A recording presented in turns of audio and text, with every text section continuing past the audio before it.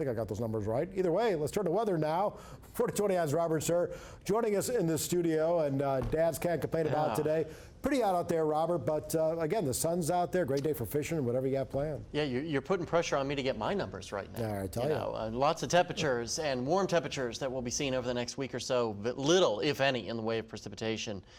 Unfortunately, we'll take you outside to Rogers. Things are nice and quiet on this Sunday evening. Not a cloud in the sky, and really not a lot of traffic out there on I-49 on this Sunday evening. I'm sure many people are home with Dad. That cookout on a Sunday evening, really not that bad. Nice and quiet in the River Valley as well. Now, as we go through the upcoming week, many of you are going to start to look like our little friend here, miserable from the heat and humidity. Now, there will be less humidity to start out the week, but those sticky conditions return by midweek, unfortunately.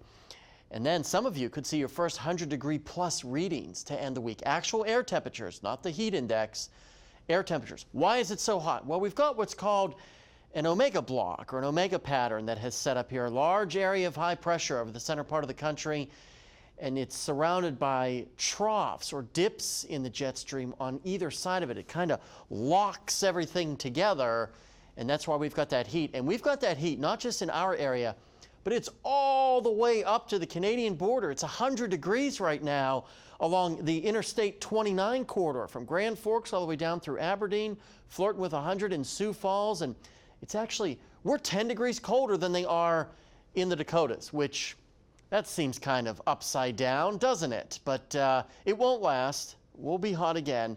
Upper 80s to around 90. Northwest Arkansas, same thing in the River Valley. These temperatures are actually right around our average for this time of the year. Quiet tonight, just a couple of high clouds. Waking up tomorrow morning, a really nice morning. Very dry, the air. Great morning for a run, a walk, a jog, taking your furry friend out for his morning, maybe his morning bathroom break, I should say. Not a bad morning to do it. And actually tomorrow won't be bad. Despite temperatures in the 90s, it'll be a dry heat. It'll feel like we're way out west with that low humidity.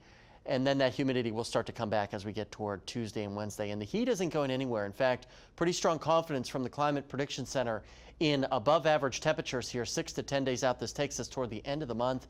And as we get into July, also strong confidence in above average temperatures, especially once you get south of Interstate 40. That's the best chance. And everybody will see below average precipitation most likely, not just 6 to 10 days out, but 8 to 14 days out as well, though. Western monsoon is starting to ramp up. Good news for those folks. Lows tonight in the 60s, back into the 90s for most of us tomorrow, but at least there'll be less humidity. And then tomorrow, if you're headed to the pool, put on that sunscreen. UV index of 10.4. Won't take you very long to get that unprotected skin fried. So put on SPF 35 or higher. Hey, Tuesday's the first day of summer, and it will feel just like summer with breezy conditions as well. And then we warm up, and it gets a little bit more windy, so it'll feel like we're inside of an air fryer as we get toward the end of the week. Same thing in the River Valley. You're going to see a lot of 9s on your screen. I think any of those days, Thursday through Sunday, could easily eclipse 100 degrees. We'll just have to see what happens. And the humidity will come back. Stay with us. We're going to take a short commercial break. And on the other side of that break, we'll have sports.